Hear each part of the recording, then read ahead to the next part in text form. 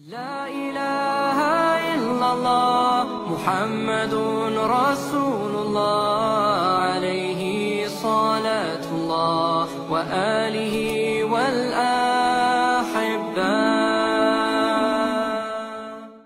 Dan keuntungannya apa hadirin kalau keperluan kita ambil dengan cara Nabi kita Muhammad SAW?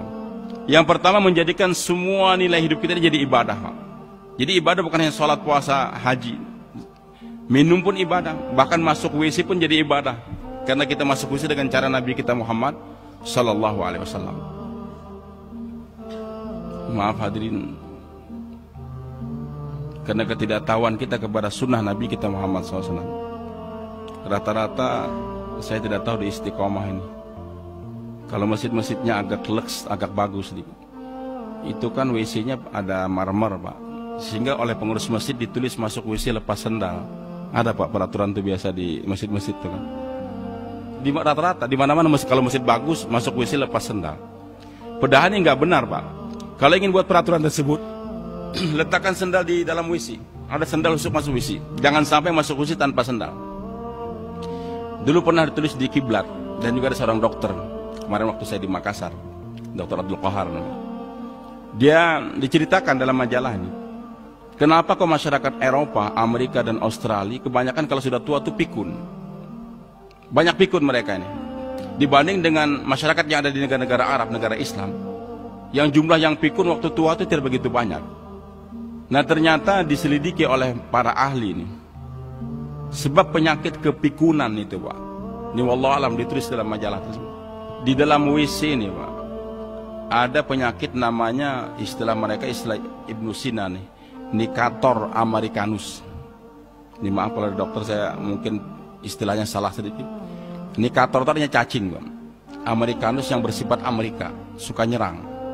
Itu kata-kata Amerika ini memang dari bahasa Latinnya nyerang, yang bersifat suka nyerang orang.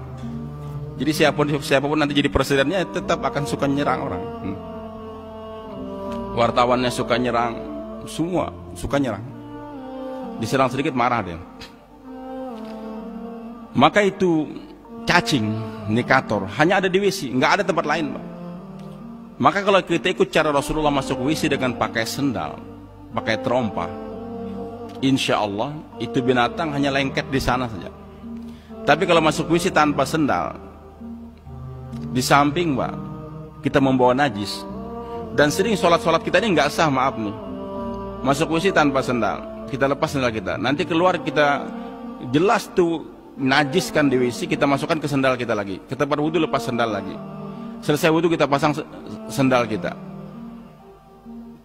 Najis yang nempel di sendal itu kan, kaki kita sudah bersih, tapi kita masukkan lagi sendal kita kena najis. Masuk masjid masih ada najis yang nempel tersebut.